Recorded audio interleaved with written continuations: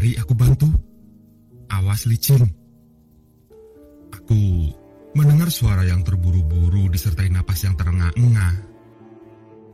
Di sini saja, kamu bisa bersandar sementara. Agaknya, tubuhku sekarang ditopang sebuah batu keras. Orang yang membantuku berkata lagi, kamu mengalami migrain, mungkin juga lebih hebat, vertigo. Minumlah ini. Ia memberiku tablet dan botol air, dan segera kulahap seperti orang yang kelaparan.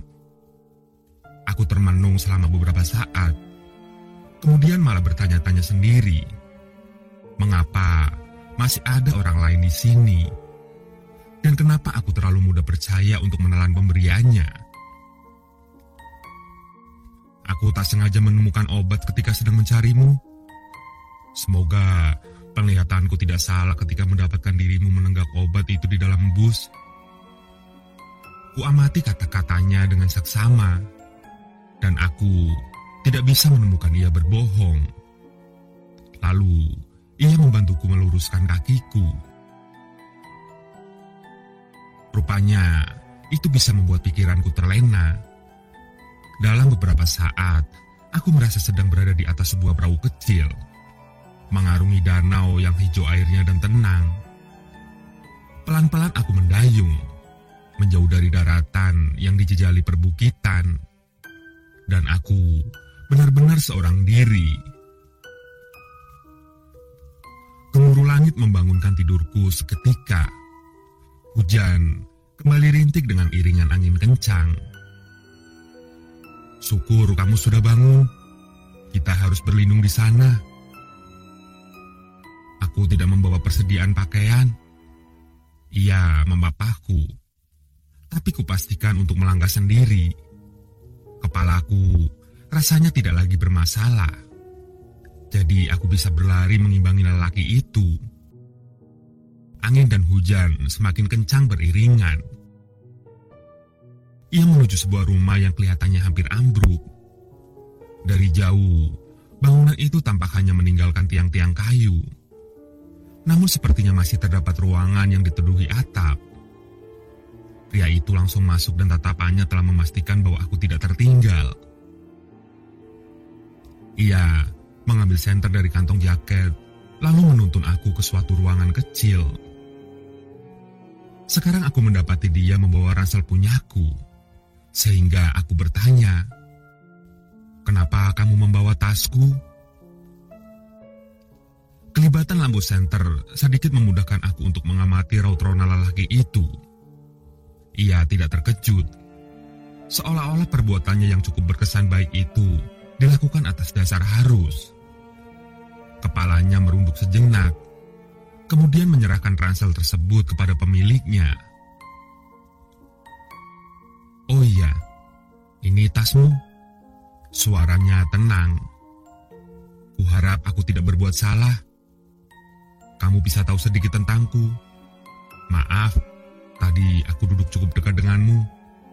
Kamu di dalam bus tampak seperti ketakutan. Bukankah perjalanan yang menjengkelkan ini masih lebih baik dengan tetap membawa ransel?" "Kamu benar," kataku sepakat. Ia tersenyum dan mengangguk beberapa kali. Namun rasanya ada keanehan yang belum dapat kuterangkan. Meski pada diri sendiri, aku tidak bisa menunjukkan kepada orang lain kecuali dengan cara yang halus. Jadi, aku ingin bicara dengan dia lebih banyak. "Pernahkah kita bicara?"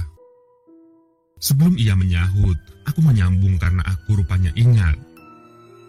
"Ah, kamu adalah dia." "Tentu saja kamu masih ingat," serunya dengan keras, sampai-sampai bangunan itu seperti mau roboh. "Sekarang kita bertemu lagi. Kita punya waktu yang panjang untuk sementara ini sebelum datangnya saat berpisah. Dan bis itu telah meninggalkan kamu dan aku di tengah alam. Seperti Tuhan yang membiarkan kita hidup bercombang-camping, menjadi gelandangan yang tidak tentu di antara dua bedeba bernama surga dan neraka. Atas kata-katanya yang sangat bersemangat dan menggoda, aku tidak mampu menahan tawa. Lantas, ia mengenapkan tawaku dengan tawanya yang tidak kurang hebat. Maka gelak tawa kami membuat sesak udara bagai cendawan yang berkebul tebal.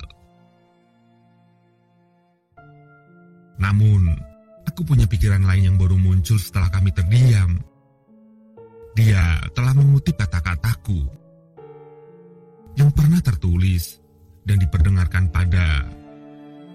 Tiba-tiba, terkilas bayang-bayang samar tentang kematian orang-orang itu. Mataku segera terpejam. Sesaat kemudian, bayangan tersebut hilang. Pernahkah kita bertemu sebelumnya? Tanyaku. Bagaimana kamu ini? Barusan saja mulutmu mengakui pertemuan kita. Aku tidak ragu tentang malam ini. Yang kumaksud, mungkin aku pernah mengenalmu.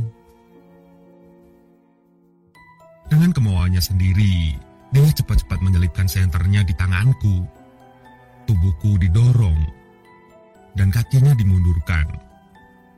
Entah apa arti sikapnya, tapi aku tertarik menyorot sosoknya dari atas sampai bawah. Namun tidak kutemui juga maksudnya, hingga ia berkata, "Aku tidak ingin pergi dari memandangi telaga ini, sebab disinilah bertemunya cinta dan penyesalan. Kamu adalah dewa bukit yang menaungiku di Ranu Bintang." Ia tersenyum seraya melebarkan tangannya, menatapku dengan tatapan yang teduh. Bibirku dengan sendirinya bergetar hebat. Kilasan kematian itu kembali datang. Aku seakan-akan menyaksikan orang-orang yang sedang bergulat dengan saat-saat terakhir yang menderita. Mataku kembali terpejam. Di mana-mana tampak darah dan terdengar jeritan-jeritan pilu yang menggema. Akhirnya, pikiranku tidak kuasa lagi membendung gambar-gambar tersebut yang datang silih berganti. Sehingga aku jatuh bersimpu, menangis. Aku ingin segera sampai di Ranu Bintang. Wahai engkau yang kuhormati, lindungilah jiwaku dari mara bahaya yang kuciptakan sendiri. Dewa bukit yang agung itu mendekatkan dirinya padaku. Jubahnya tampak amat berwibawa. Dari wajahnya memancar sinar terang. Sekarang sosoknya telah berdiri di hadapanku. Ia melipat kakinya, sehingga aku dapat menatapnya sama rendah. Dia bertanya, "Apa yang kamu tuju di tempat itu?" Dan dengan pandangan menunduk, aku menjawab, "Aku ingin ke sana untuk mendamaikan hidupku yang sangat mengerikan." Kemudian, ia mengangkat lenganku untuk tegak berdiri, bertanya lagi, "Apa yang menyebabkan hidupmu mengerikan?" Aku merasakannya setelah semua yang kuperbuat selama ini, juga semua yang kupikirkan, ujarku lirih. Sang dewa yang tengah menjelma manusia itu menatapku tajam. Apa yang terjadi dengan dua bus yang mengalami kecelakaan maut itu? Ia bertanya lagi. Aku tidak tahu pasti. Juga itu adalah sesuatu yang tidak ingin kuperhatikan. Laki-laki itu menghirup nafasnya. Dan selagi ia masih di sini, ia begitu mudah menguasaiku. Katanya lagi, "Kamu tidak bisa selalu bergantung pada sesuatu di luar dirimu. Kamu harus memunculkan kekuatan seperti kamera yang mampu memotret dan menyimpan gambar sekaligus untukmu. Jika tidak, kamu akan dihancurkan oleh semua hal yang kamu bangun sendiri."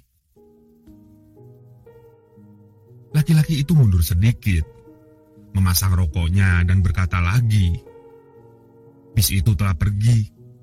Kita perlu menunggu sebentar di sini.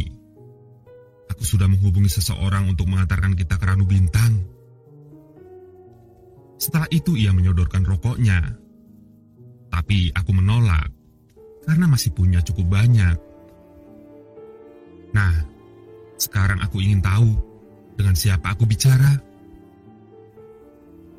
Aku Aknaldi, sahutku. Dan kenapa kamu ingin pergi ke Ranum Bintang?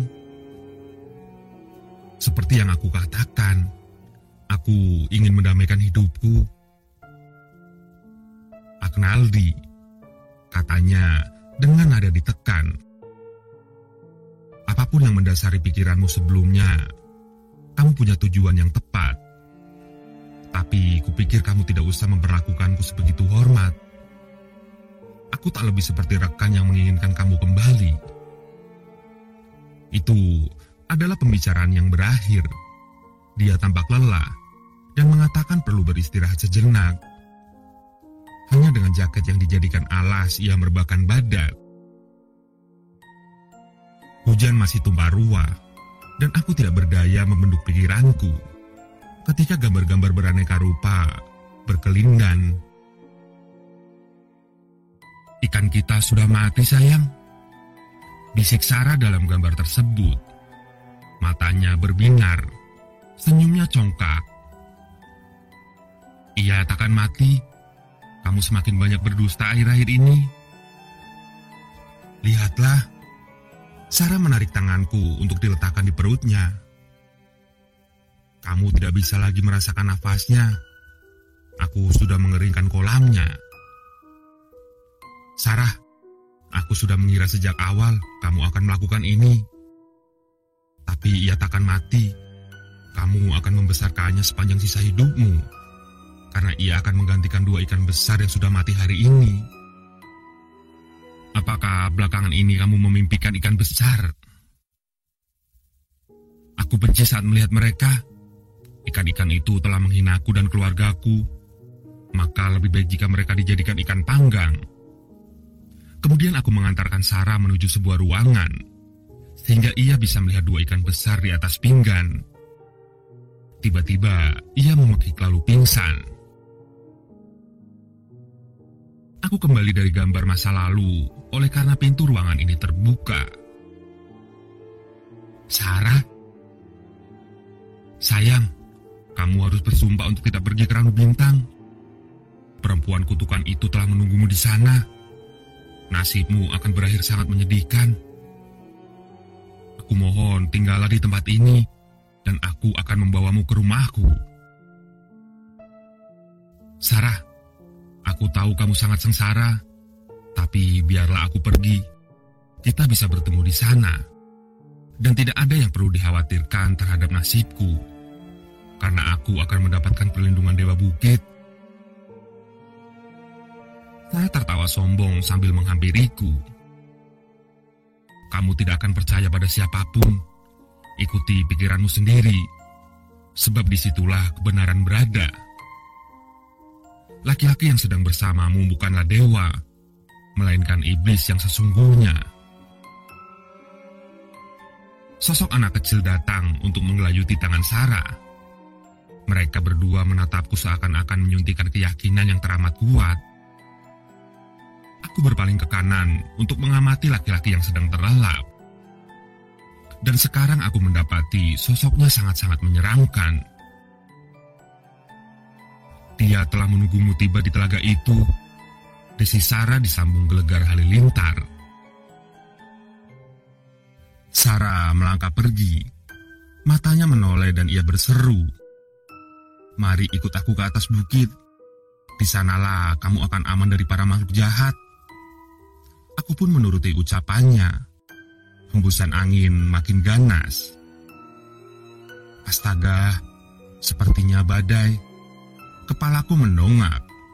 Atap-atap sisa bangunan reot ini mengelupas diterbangkan angin. Kemudian, sebagian tulang-tulang kayu dari atas berjatuhan. Dan kilatan-kilatan petir menjilati tanah sehingga aku harus bersandar sejenak karena bunyinya sangat menyiksa. Aknaldi, sialan, iblis jahat itu sudah bangun. Tanganku langsung gemetar tidak terkendali. Rasa takut sekonyong-konyong bertabuh kencang. Ia terus menyerukan nama seseorang. Aknaldi, kamu masih bersamaku, jangan takut. Ketika ia makin dekat, aku merasakan secuil keberanian. dan pikiranku jadi lebih terkendali. Kutegakkan badan untuk siap-siap menyusul Sarah. "Ranji," ia memanggil namaku, dan tubuhku rasanya terkunci dalam waktu singkat. "Kamu iblis," ucapku gemetar. "Jangan sakiti aku." "Ranji, inilah yang aku cemaskan. Keadaanmu tidak bisa diprediksi. Mari kita bicara sebelum kamu pergi ke atas bukit. Aku berjanji tidak membuatmu tersakiti." Langkah iblis terhenti, tapi aku dapat merasakan hembusan napasnya.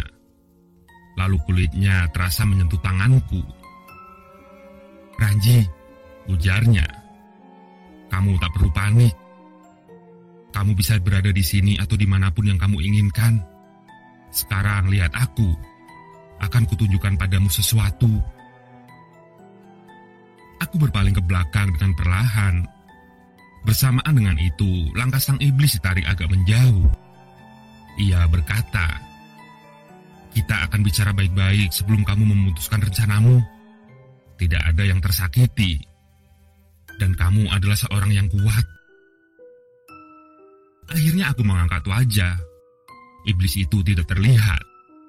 Yang berdiri di depan adalah sosok laki-laki parubaya. Ia menaruh senter di tanah, kemudian menyerahkan satu buah kamera. Katanya, "Ini milikmu, bukan?" "Iya, itu kameraku." "Baiklah, Ranji. Aku tetap berdiri agak jauh darimu. Tapi aku ingin memberitahu bahwa aku sudah melihat foto-fotomu. Kamu sangat teliti memotret. Ah, tidakkah kau perlu melihat dia juga karya lawasmu? Kamera ini sudah lama hilang," gumamku.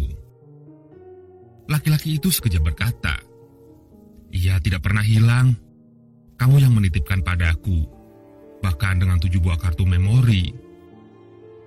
Sepertinya kamu tidak suka benda itu daripada yang lama, tapi kamu perlu melihatnya." Aku menatap benda warna hitam di tanganku beberapa saat. Kemudian kupencet tombol pada bagian atas. Menyala. Baterainya penuh. Aku langsung menuju galeri, yang tampak hanya gambar-gambar darah dan mayat manusia. Gemetarku dengan sendirinya kian hebat. Namun foto-foto itu terus beralih. Semakin banyak darah dan jasad tidak bernyawa. Perlahan-lahan, gambar-gambar itu ternyata bergerak, seperti mana manusia bernyawa. Tiba-tiba Sarah berbicara dalam layar. "Kamu kejam, kamu pembunuh, manusia paling bengis." Menyusul, ibu berkata, "Apakah begini balasanmu?" Kamera terlepas begitu saja dari genggamanku. Aku hampir tidak bisa berpikir lagi. Sepertinya ada banyak ikan kecil yang meliuk-liuk di dalam kepala. Bagaimana semua orang itu mati? Siapa yang membunuhnya? Ucapanku keluar lebih lemah dari sobekan kapas yang tertiup angin. "Ranji, kaulah yang membunuh mereka," ujar pria itu. Sehingga aku berteriak, "Tidak mungkin. Mereka pasti mati karena kesalahannya sendiri." Hidupmu dipenuhi trauma demi trauma sejak kecil. Mari ku buktikan. Ayahmu Sakran, seorang supir bus luar kota. Ibumu Rosa memilih membuka kedai di rumah untuk menjamu para penjudi dan pemabuk. Kamu takkan melupakan itu. Ia berhenti bicara, membiarkan mataku berkejap-kejap liar. Mereka sering bertengkar, membuat hari-harimu mencekam. Sakran pernah hampir membunuh istrinya karena kalah ketahuan kawin dengan wanita lain. Kemudian ia juga nyaris membuatmu mati tercekik. Sementara Rosa juga kerap menghajarmu dengan tinju mentah hingga botol-botol bekas. Kamu menaruh dendam pada mereka dari kecil. Tidak ada seorang pun yang bisa diajak bicara. Hingga akhirnya kamu mulai berusaha menciptakan sosok lain bernama Aknaldi, yang kamu harap bisa menjadi temanmu. Namun, ciptaanmu itu tidak pernah berhasil keluar sebagai kepribadianmu yang lain. Hanya saja, kamu terus berusaha dan berusaha. Sampai kemudian, kamu melihat Arnaldi sebagai sosok yang kamu anggap nyata. Saat kamu mulai remaja, perlakuan kejam Sakran dan Rosa terhadapmu tidak surut. Kamu berharap keduanya mati. Diam-diam, kamu menulis hayalanmu tentang kecelakaan bus yang menewaskan para penumpang termasuk Sakran. Juga menulis imajinasimu soal wanita cantik yang terkutuk oleh Dewa Bukit. Seiring waktu, kamu mendapatkan minat memotret, lalu berkenalan dengan gadis bernama Sarah. Ingatlah betapa kamu mulanya memperlakukan dia dengan amat jantan. Kamu menyayanginya segenap hati. Dan itu mungkin telah membantumu pelan-pelan melupakan luka yang menganga lebar. Kamu tidak berusaha lari ketika Sarah mengandung anakmu. Bahkan, kamu mulai membayangkan dengan senang hati bagaimana embrio itu berenang-renang seperti ikan di dalam ketuban. Namun kedua orang tua Sarah menentang tanggung jawabmu dengan menghardik dirimu dan keluargamu, sehingga itu menjadi titik mundur bagimu. Kebencianmu pada Sakran dan Rosa tiba-tiba tumbuh semakin subur. Dan saat kamu mendapat kabar Sarah menggugurkan janinnya, itu adalah keadaan paling buruk untukmu. Kamu membunuh mereka berempat, memotretnya di setiap bagian, lalu memamerkan mayat-mayat itu pada Sarah sebelum kamu membunuh gadis cantik itu. Ucapan pria itu bagai arus sungai yang begitu deras, mengombang-ambingkan tubuhku yang tidak berdaya. Tapi aku harus berusaha menyelamatkan diri dari kata-katanya. Kamu bicara omong kosong, tukasku sambil menyeringai. Aku tidak memotret mayat mereka. Kamulah yang barangkali membunuhnya. Renji, kamu harus melihat ini.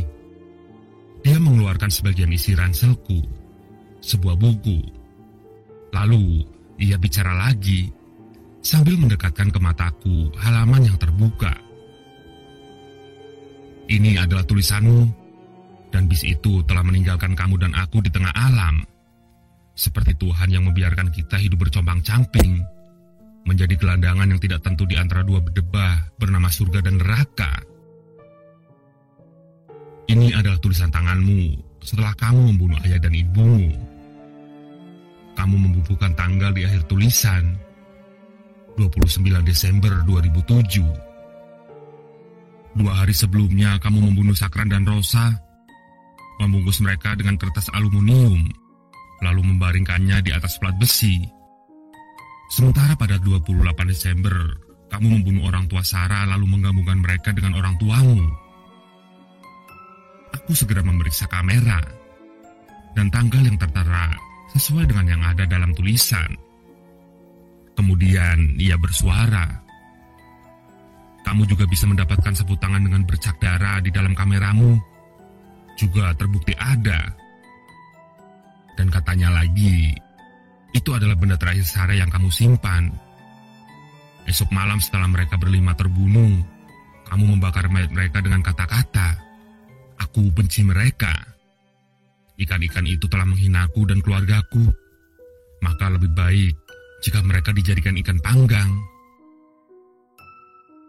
Beberapa hari kemudian kamu menyesal telah membunuh mereka. Tapi kamu memilih jalur yang salah. Kamu tidak bisa menerima perbuatanmu dan berusaha sekuat-kuatnya menolak semua itu. Maka sejak itu, kamu dihantui hayalan kecelakaan maut. Sekali waktu, ketika penyesalanmu datang secara alamiah, kamu tetap menolaknya dengan segala cara. Akhirnya kamu mengalami kecelakaan parah, sehingga dirimu harus dirawat.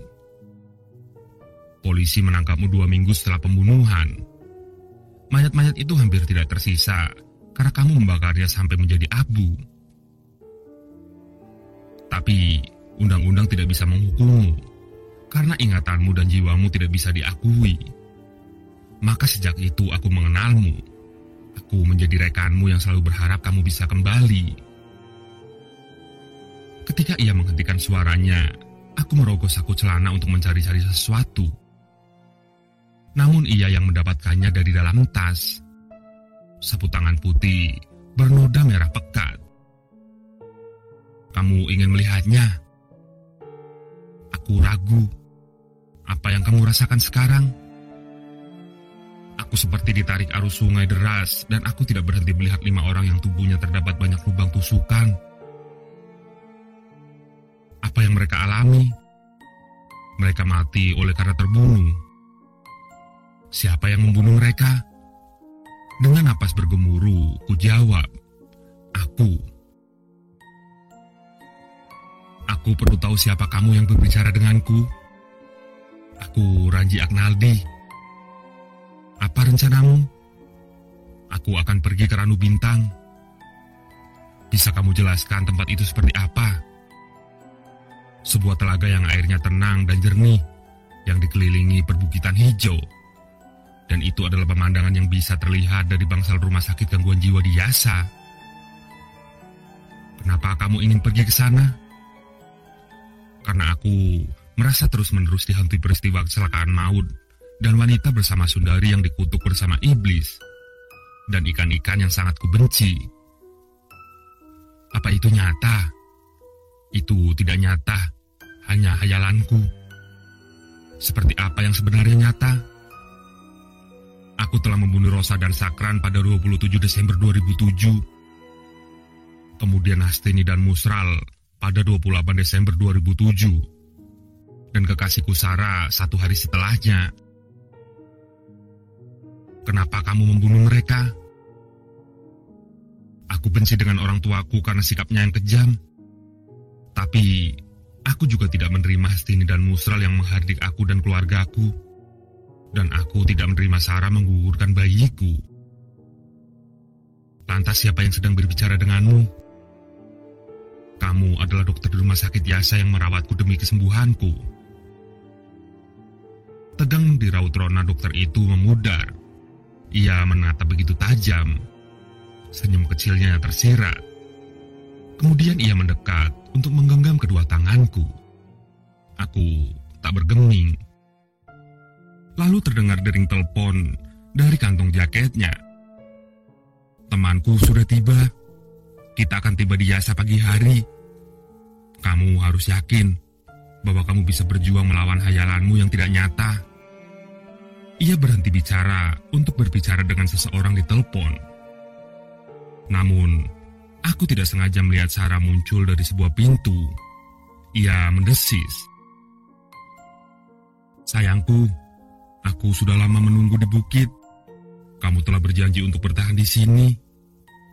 Iblis itu berhasil mengelabui pikiranmu, dan sekarang ia telah menyiapkan racun untuk membunuhmu. Kepalaku sesak mendengar kata-kata Sarah, tapi ia tak mau berhenti bicara. Bahkan perlahan-lahan ia mendekati aku. Klakson mobil terdengar di kejauhan. Laki-laki itu segera mengakhiri telepon dan mengatakan sekarang saatnya pergi. Namun pada saat ia memasukkan telepon sekaligus mengambil rokok, aku melihat tabung suntik terjatuh. Sarah kembali mendesis. Jangan percaya pada siapapun kecuali dirimu. Dia adalah iblis. Laki-laki itu mengambil benda yang terjatuh, dan aku melihat wajah yang sangat jahat dan menakutkan. Sarah kembali berbisik tegas. Dengan bisikan itu, aku mengangkat sebuah balok kayu lalu menghantamkan pada wajahnya berulang kali. Ketika iblis itu tidak bergerak, aku langsung pergi. Dia bisa hidup lagi, tapi kita harus lari ke bukit, teriak Sarah di depan.